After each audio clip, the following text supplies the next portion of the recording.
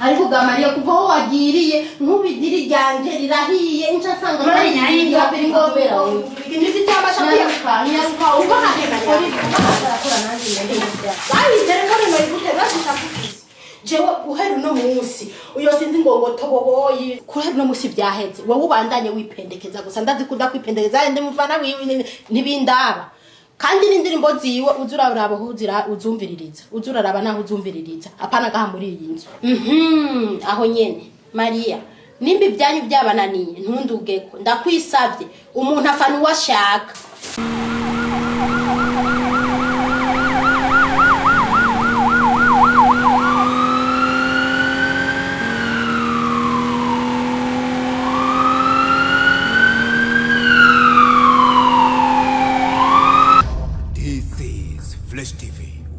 To progress. Special driver. Special driver.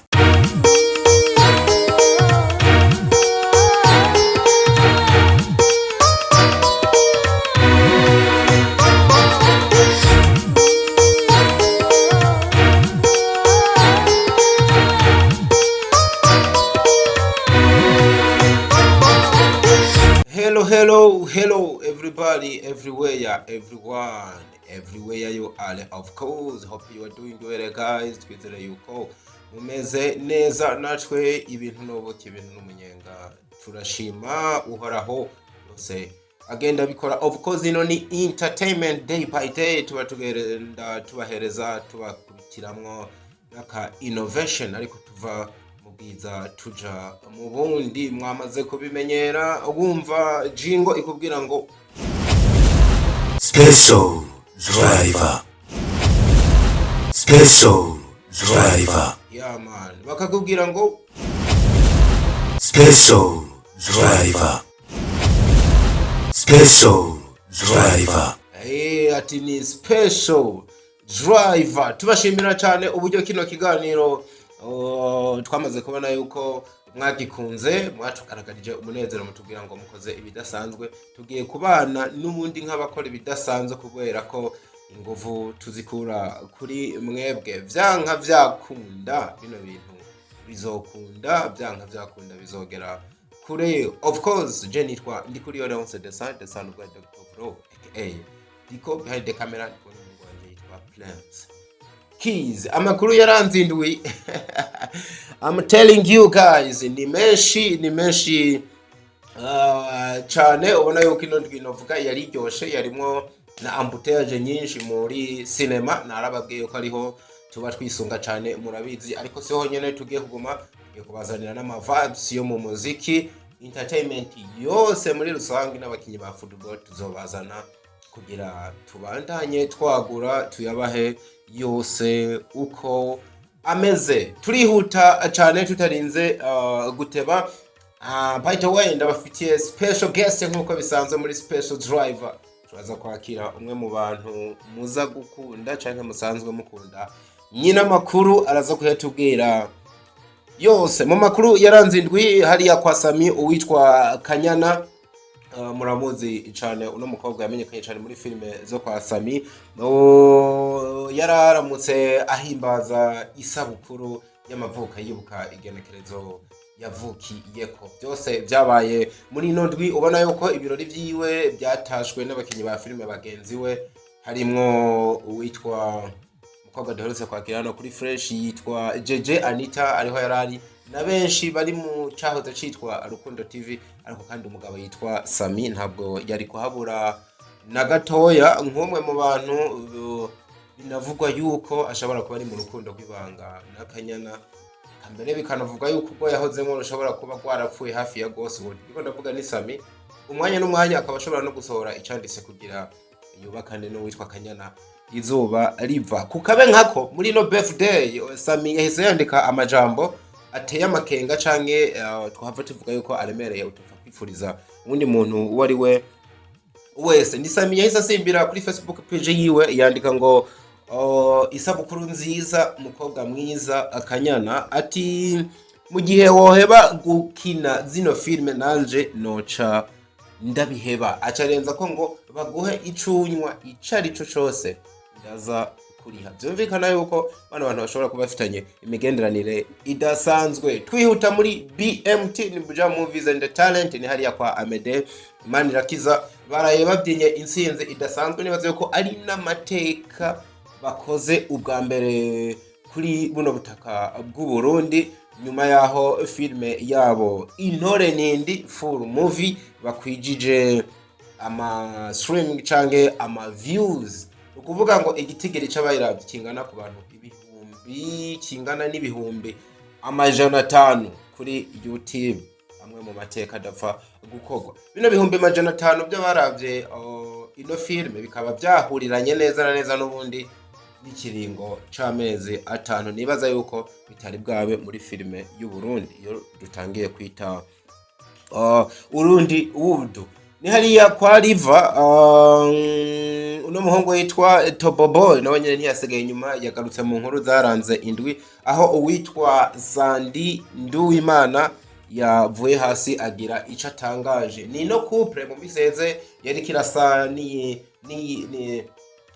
how can I say, yariki irasa n'igenda igwana hafi yo gutemba, ariko abashinga ntahe baza kubijamwo basukamwo mabisi. Ubona yuko bahagaze neza uno munsi nyuma y'induru zari zavuzwe, bagiye batangaza ibikorwa bariko barakorana, eka mbere banabonekanye bari kumwe, bikavugwa yuko basubije hamwe ino couple itigeze isambuka. Nubwo hari n'izindi nkuru zivuga mbere yuko batigeze banashwana n'umunsi umwe, ahubwo kari agakino bimwe byateye muri entertainment bita beze. Ivyo ntawo byinjiramwo cyane, sibyo twashaka no kuvuga.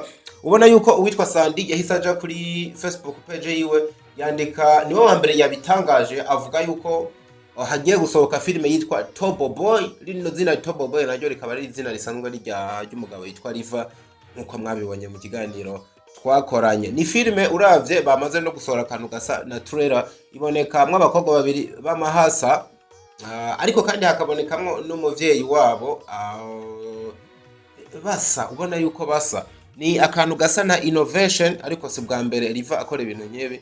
Murabyibuka kera kiri karakorana na Ravine, harabonetse amahasa mbere niho havuye izina Fanny Ravine, ihasa rimwe ryitwa Fanny, irindi rikitwa Ravine, mu nyuma biza guterana biba izina rimwe. Ni filime wamaze kubona yuko nyene byanka byakunda witwa Sandi azoyibonekamo, kuko ano mahasa nasanuka ashingiye kuri uko yahise anavuga bati abamwe bambaza yuko mfise ihasa, nibaza yuko mwabibonye inyishu mwayibonye. Mubanze mukarabe gatoya mubone filime igiye gusohoka yitwa Toboboy.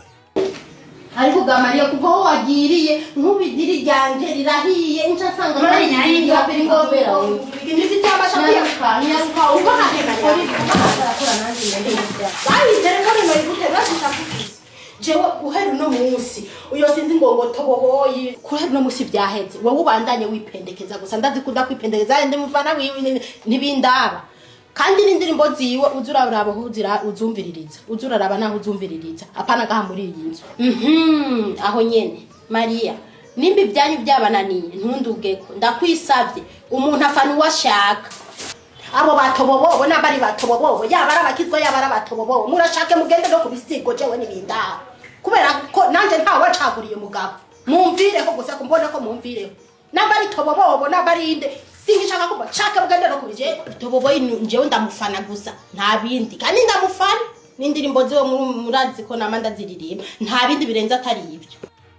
Muri BMC barababwiye ni Repo Shashe mukobwa yitwa Yvette Diamant, batanguye agakino kitwa Indandende nyuma ya filime yitwa Icirore n'iyindi bariko barabaha ntibuka neza title yabo, ariko batanguye agakino kitwa Indandende. Tuvugana na Yvette Diamant akaba yavuze yuko ari nka gakino twakwita nkina nkebura, abakina bakebura berekana umuntu umwe mu kibano yarafise inda ndende, bikaza gukwegera kumbore umuryango wiwe, ibibondo bubakanye, eka mbere n'ababanyi.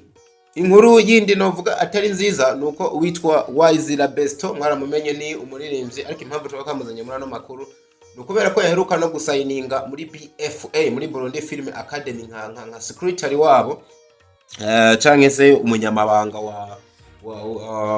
wa BFA, ariko akaba uno mukobwa yamaze gusezera burundu ikintu cyose citwa entertainment. Wayizira Besto yari umwe mu bantu batangiye kuja hagufi y'umuntu yitwa Iradukunda Libert kugira bafatikanye kubaka cyane cyane igishure bariko barubaka igishure bariko ishure bashinze yigisha filme nkuko musanzwe mubizi, ariko nyuma y'igihe gito arahagaritse. Nta nubwo ari muri filme gusa, Wise uravye uburyo yabivuze yasezeye ikintu cyitwa entertainment cyose, asezera n'umuziki.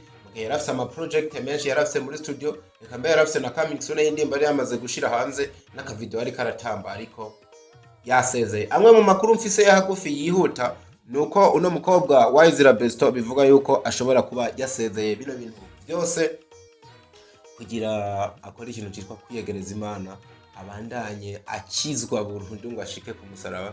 Na cyane cyane yuko uno mukobwa mu gukora bino bikorwa ngo atigeze abibamwe cyane, yaguma yumva muri we ikintu kidodora gisa na mpwemu yera kimubwira ngo reka ivyo bintu ubandanye inkorera mukobwa wanje. Bivuga yuko yabahisemo gukurikira iyo nzira, ariko ayandi makuru dufise tutarizera neza yavuga yuko Wise Besto ashobora kuba yaguye mu rukundo, umukunzi wiwe amutegeka guhagarika bino bintu kugira abandanye urukundo rwabo ushobora kuba runegereza mu rugo. Ntiturayemeza neza. Wise nubwo yasezeye, nibaza ko azoduha umwanya nk'umuntu wacu atubwire neza uko byagenze, ariko ubu tuvugana Wise Besto akaba yamaze gusezera. Yahise asohora nikete aho yavuze ngo dear fans, family and friends, I would like to inform you that I'm no longer part of Burundian artists, whether in the music or cinema business. All of my videos will be moved on YouTube, but not on a streaming platform. My social media will not be changed. Instagram, Facebook, page, ashirako na Twitter. This video will see the videos you will see will be the videos produced in the past before I made this decision. Thank you for understanding. Wana yuko yashatse kuvuga yuko amazina ntazohinduka ku mbuga ngorokana bumenyi, ariko avuga ati ama video cyangwa ikindi kintu cyose muzobona gisa n'ikinyerekana haba muri filme no mu muziki nibizoba byarakozwe imbere yuko fata ino ngingo. Umukobwa aba asezeye uko novuga yuko numubabaro muri entertainment, n'umukobwa ubona yuko arafise ingabire nyinshi, ubona yuko yarakenewe, ariko umuntu afashe ingingo nkizi nta muntu yigera azinjiramwo. Muri Gatwaro Films ni hariya muri KY represent ni mu ntara ya Kayanza, ubona yuko bahagurukiye n'abanyene kintu citwa amareresi. Twavuganye n'umurongozi w'ino label yitwa Abuba, niryo bamuziko, ariko yitwa expert na Sasagare. Bamaze kumenyesha umuzo w'ireresi yabo y'urukurikirane bino bita ama series igiye gusohoka mu kwezi gukurikirana na kuno turimo. Bakazoba bashaka guteza imbere ibikorwa byabo nk'uko babivuga, ariko kandi babahereze filime mu rugaro runini. Ubona yuko baniyambaje bamwe mu ma producers dufise handi Bujumbura baduga mu ntara ya Kayanza muri shooting kugira babahereze filime imeze neza. Turaza kuyironka mu misi itari mike, tuzonabazana muganire vyinshi. Ni byiza yuko filime yaguka no mu ntara bayikine, ntaco biba bitwaye. Uwitwa Nyama Pro yakomye mu nkokora Iradukunda Libert, uno murongozi wa BFA, asa n'umwagiriza yuko ubumenyi atanga bwa budashemeye. Eka mbere ukabona yuko muri message Nyama yatanze asa n'uvuga yuko no mugabo yoba apfunyapfunya ingabire z'abariko baraboneka muri BFA, ntabaha umwidegembyo byo gukorana n'abandi. Akaba ariyo mpamvu yakoresha ijambo rivuga ngo filime zabo zisa n'izijwingira canke zitabuka ngo zigere kure cyane. Nyama yabyanditse kuri Facebook yiwe, ndabisoma nihuse. Yanditse ngo ngira mbwire abana muri ko murahendwa muri iyi academy, nta ntambwe nimwe muzopfa muteye kuko ubwenge bw'umurongozi wanyu ntiburi ku gihe. Nibaza yuko yakoresheje n'imvugo ikomeye cyane yo gukubita mu nkokora kabisa. None nikihe kindi murindiriye kubona? Mwarabonye ukuntu yari yazingamitse Ravine, namwe mukaguma mutunyeyo. Ariko reka ndababaze, mwebwe muri industry nyabaki mu gihe mukiri inyigaguhuma, ariko bagaca bababuza guhura na Amede, Alvera, Ornera, Chris, Abeli, Ravel, Mire, Ravine n'abandi benshi. Mwumva muzobishobora kweri ko industry itagira abo bantu itabaho? Uwo ni Nyama Pro, nivyo yanditse. Nk'uyu akoze filime igira kabiri, ariko zose ziherera mu kabari. Ibinoti navyo bimaze kumutwara ntibiharurika. Mutaishia kufeli. Heri ijambo ry'igiswahili rivuga ngo muzohereza ku kunanirwa canke kumaramara ni ibintu biri muri yo ango. Yeza posting ifoto ya Iradukunda Liberty ari we Nsoro acashirako screen ya filime yitwa Backside, ni filime yo witwa Cynthia, ubona yuko yasohotse. Uno mugabo nyama kabisa ubona yuko agarusa terana mu nkokora bimwe bikomeye. Yeah man, ni hatari kabisa ino industry. Byanga byakunda turaza kumuhamagara, ariko kandi nta no gusiga inyuma umugabo yitwa Iradukunda Liberty atubwire bino bintu aba ari karavugwa ko yuko ari byo. Duhereze kurano umugabo yitwa Abeli Nduwayo, nyuma y'igihe kinini adacana wakanuno mugore vaccine muzi nka Fanny Ravine yabonekanye yagiye kumuramuza, eka mbere agenda yitwaje n'igiseke kirimwo umuvinyu, barawunywa benda kuharara. Ikiyago kirakomera, bayaga byinshi cyane, aho babonetse ku mafoto bameze neza umusore batwenga ubona yuko cyane umugabo yitwa Abel Ndwayo yaranezerewe hafi yo kwerekana amafoseti. Ni byinshi cyane byagiye bivugwa nyuma yo gushamirana mu myaka yaheze, bigasa nuko batazongera no kuvuganura byicuka cyari gihari, n'abafana barashamirana birakomera.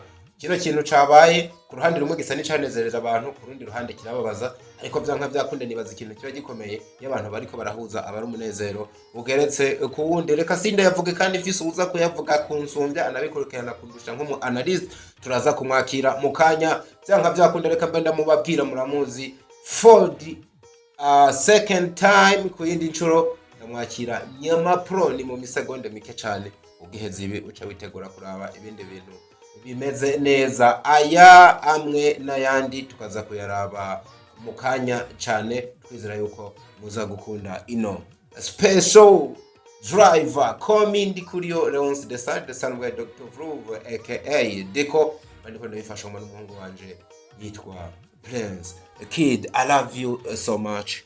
I'll be back.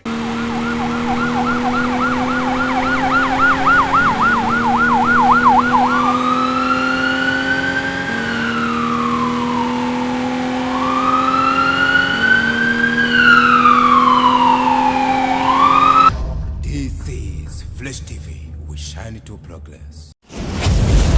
Special driver.